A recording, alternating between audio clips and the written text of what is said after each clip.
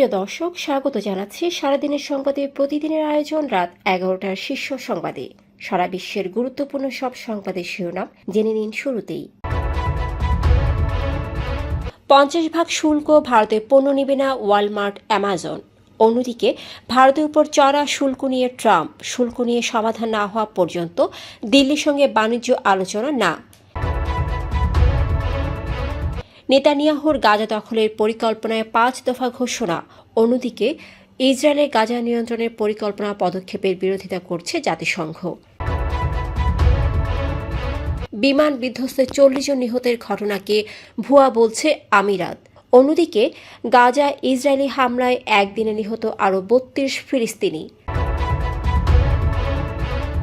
70 থেকে 80 আসনে ভোট চুরি, নইলে প্রধানমন্ত্রী হতে পারতেন না মোদি, বললেন রাহুল গান্ধী। চাঁদাবাজি নয়, পুলিশ বলছে ভিডিও ধারণ করার কারণে খুন হন সাংবাদিক তুহিন, আটক 5।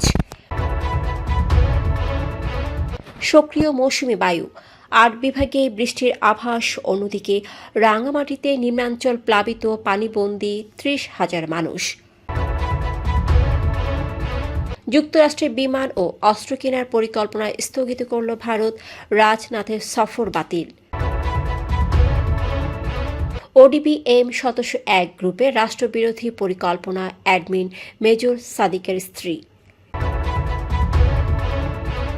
নির্বাচনের মধ্য দিয়ে গণতান্ত্রিক রাষ্ট্র গড়ে তুলতে পারব, বললেন তারেক রহমান। 4,500 রোগীকে চিকিৎসা দেওয়ার পর ভুয়া নার্স গ্রেপ্তার। শুনছিলেন সংবাদ শিরোনাম, এবারে বিস্তারিত। ফ্যাশন ব্র্যান্ড মানে আর্ট। যুক্তরাষ্ট্র ভারতীয় পণ্যের উপর শুল্ক দ্বিগুণ করে 50% করায় বড় ধাক্কা খেয়েছে ভারতের রপ্তানি খাত। ফলে অ্যামাজন, ওয়েলমার্ট, টার্গেট ও গ্যাপ সহ বড় মার্কিন রিটেইলাররা ভারত থেকে অর্ডার স্থগিত করেছে।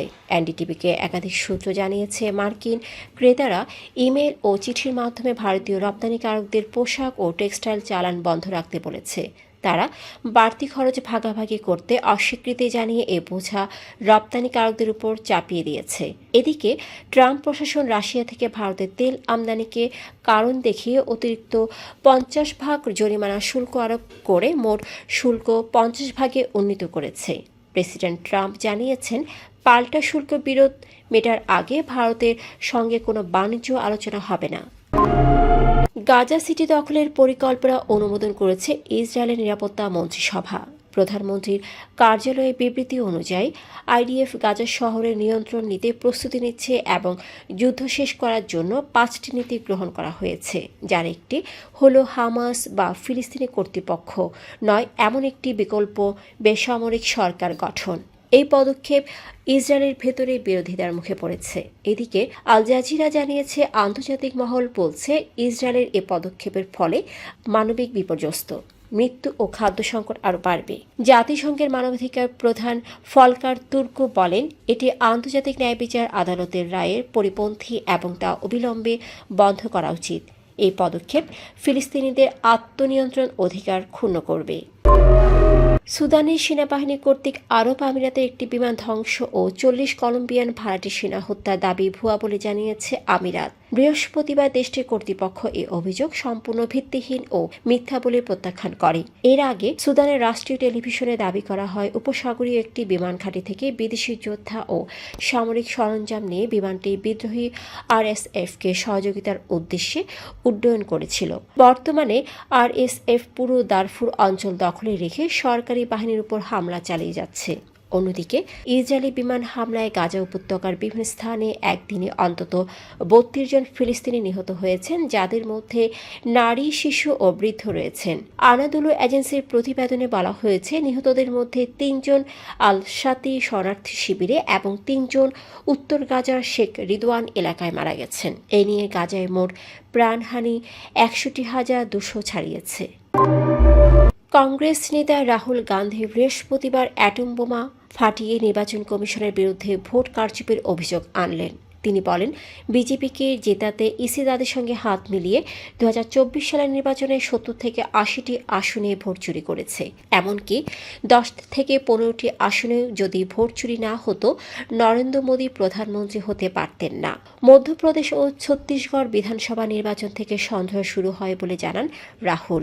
কর্ণাটক ও মহারাষ্ট্রের উদাহরণ তুলে ধরে তিনি বলেন, কর্ণাটকের মহাদেবপুরা বিধানসভায় 1 লাখের বেশি ভোট চুরি হয়েছে, যার ফলে বেঙ্গালুরু সেন্ট্রাল লোকসভা আসনে কংগ্রেস মাত্র 32,000 ভোটে হেরে যায়। গাজীপুরে দৈনিক প্রতিদিনের কাগজের প্রতিনিধি মোহাম্মদ আসাদুজ্জামান তুহিনকে প্রকাশ্যে কুপিয়ে ও গলা কেটে হত্যা করা হয়েছে। ঘটনাটি ঘটে 7 আগস্ট রাতে গাজীপুর মহানগরীর চান্দনা চৌরাস্তার ঈদগাহ মার্কেটে। সিসি ক্যামেরার ফুটেজে সামাজিক যোগাযোগ মাধ্যমে ছড়িয়ে পড়ে। অনেকে চাঁদাবাজির ভিডিও করার অভিযোগে হত্যার দাবি করলেও অনুসন্ধানে জানা যায়, এক যুবককে কোপানোর ভিডিও ধারণ করায় দুর্বৃত্তরা তুহিনকে হত্যা করে। বাসন থানার ওসি শাহিন খান জানান, জিজ্ঞাসাবাদের জন্য 5 জনকে আটক করা হয়েছে, তবে সিসি ফুটেজে যাদের দেখা গেছে তারা আটককৃতদের মধ্যে নেই। জিএমপির উপকমিশনার রবিউল হাসান জানান, সিসি ফুটেজ বিশ্লেষণে জড়িতদের শনাক্ত করা হয়েছে এবং গ্রেপ্তারের অভিযান চলছে। দেশজুড়ে সক্রিয় মৌসুমী বায়ুর প্রভাবে বৃষ্টিপাতের প্রবণতা বেড়েছে। আগামী 5 দিন রাজধানী ঢাকা সহ খুলনা, বরিশাল, উত্তর ও উত্তর পূর্বাঞ্চলের বিস্তীর্ণ এলাকায় মাঝারি থেকে ভারী বৃষ্টির সম্ভাবনা রয়েছে। আবহাওয়া অধিদপ্তরের 8 আগস্ট শুক্রবারের পূর্বাভাস অনুযায়ী মৌসুমী বায়ুর অক্ষ রাজস্থান থেকে আসাম পর্যন্ত বিস্তৃত এবং একটি বর্ধিতাংশ উত্তর বঙ্গোপসাগর পর্যন্ত বিস্তৃত রয়েছে। বর্তমানে এটি বাংলাদেশের উপর সক্রিয় এবং উত্তর বঙ্গোপসাগরে মাঝারি অবস্থায় রয়েছে। এদিকে টানা ভারী বৃষ্টিতে উজান থেকে নেমে আসা পাহাড়ি ঢলে কাপ্তাই হ্রদের পানি ভয়াবহভাবে বৃদ্ধি পেয়েছে। পানি ছাড়লেও তা বিপদসীমা অতিক্রম করেছে। ফলে রাঙামাটির সদর, বাঘাইছড়ি, লংগদু, নানিয়ারচর, বরকল, জোড়াছড়ি, কাপ্তাই ও বিলাইছড়ির নিচু এলাকাগুলো পানিতে তলিয়ে গেছে। এতে অন্তত 30,000 মানুষ পানিবন্দী হয়ে পড়েছে বলে জানা গেছে, যদিও সরকারিভাবে তালিকা তৈরির কাজ চলছে। মার্কিন প্রেসিডেন্ট ডোনাল্ড ট্রাম্পের আরোপিত শুল্কের জেরে যুক্তরাষ্ট্র থেকে অস্ত্র ও বিমান কেনার পরিকল্পনা স্থগিত করেছে ভারত।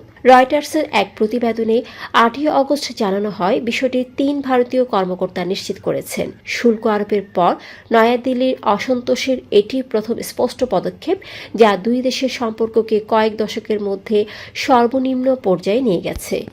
ভারত প্রতিরক্ষামন্ত্রী রাজনাথ সিংকে ক্রয়ের ঘোষণা দিতে ওয়াশিংটন পাঠানোর পরিকল্পনা করেছিল, তবে সেই সফর বাতিল করা হয়েছে। 6 আগস্ট ট্রাম্প রাশিয়া থেকে তেল কেনার অভিযোগে ভারতীয় পণ্যের উপর অতিরিক্ত 25% শুল্ক আরোপ করেন। ফলে মোট শুল্ক দাঁড়ায় 50%, যা কোনো মার্কিন বাণিজ্যিক অংশীদারের মধ্যে সর্বোচ্চ। ODBM সদস্য 1 নামে ফেসবুকে গোপন গ্রুপ খুলে রাষ্ট্রবিরোধী ষড়যন্ত্রে জড়িত থাকার অভিযোগ উঠেছে ইউনিলিভার বাংলাদেশে কর্মরত সুমাইয়া তাহমিদ জাফরিনের বিরুদ্ধে। তিনি অবসরপ্রাপ্ত মেজর সাদিকুল হকের স্ত্রী ও গ্রুপটির অন্যতম অ্যাডমিন। ঢাকা মহানগর গোয়েন্দা পুলিশের অনুসন্ধানে উঠে এসেছে, তিনি আওয়ামী লীগ ও নিষিদ্ধ ছাত্রলীগ নেতাদের তথ্য গুগল শিটে এন্ট্রি দিতেন, গোপন কোড তৈরি করতেন এবং মেসেজিং অ্যাপে সদস্যদের সমন্বয় করতেন। এমনকি টোকাইদেরও রাষ্ট্রবিরোধী কর্মকাণ্ডে ব্যবহারের পরিকল্পনা ছিল। আওয়ামী লীগ নেতাকর্মীদের গেরিলা প্রশিক্ষণের মামলায় সুমাইয়াকে 5 দিনের রিমান্ডে নিতে বৃহস্পতিবার ঢাকা মেট্রোপলিটন ম্যাজিস্ট্রেট শেফাতুল্লাহ অনুমতি দেন। আসন্ন নির্বাচনের মধ্য দিয়ে জনগণের রায়ে বাংলাদেশকে গণতান্ত্রিক ও কল্যাণ রাষ্ট্রে পরিণত করার আশাবাদ ব্যক্ত করেছেন বিএনপির ভারপ্রাপ্ত চেয়ারম্যান তারেক রহমান। শুক্রবার বিকেলে গুলশানে বিএনপি চেয়ারপারসনের কার্যালয়ে সমমনা 12 দলীয় জোটের সঙ্গে এক মতবিনিময় সভায় ভার্চুয়ালি যুক্ত হয়ে তিনি বলেন, আপনাদের ঐক্যের মাধ্যমে দীর্ঘ আন্দোলনের পর জুলাইয়ে ছাত্র, শ্রমিক ও জনতার গণ অভ্যুত্থানে ফ্যাসিবাদের পতন হয়েছে। এলডিপি ও লেবার পার্টি নেতাদের সঙ্গে এই সভায় প্রধান অতিথি ছিলেন তারেক রহমান। মার্কিন যুক্তরাষ্ট্রের ফ্লোরিডায় নার্সিং লাইসেন্স না থাকা সত্ত্বেও প্রায় 4,500 রোগীকে স্বাস্থ্যসেবা দেওয়ার অভিযোগে 29 বছর বয়সী অ্যাডাম বার্ডিসা নামে এক তরুণীকে গ্রেপ্তার করা হয়েছে। ঘটনাটি ঘটেছে অ্যাডভেন্ট হেলথ পাম্প কোস্ট পার্কওয়ে হাসপাতালে। বৃহস্পতিবার বিবিসির প্রতিবেদনে জানানো হয়, বার্ডিসাকে sheriff Perry Hall inmate detention সেন্টারে বন্দী রাখা হয়েছে। পুলিশ জানায় তার কোনো বৈধ নার্সিং লাইসেন্স নেই, তবুও তিনি নার্স সেজে রোগীদের সঙ্গে প্রতারণা করেছেন। দর্শক, এতক্ষণ আমাদের সাথে থাকার জন্য ধন্যবাদ। প্রতি মুহূর্তে দেশ বিদেশের গুরুত্বপূর্ণ সব সংবাদ জানতে ভিজিট করুন www.সারাদিনেরসংবাদ.com ও চোখ রাখুন সারাদিনের সংবাদের অফিসিয়াল ফেসবুক পেজে। Fashion brand money art. Men's, ladies and kids wear art. Be smart.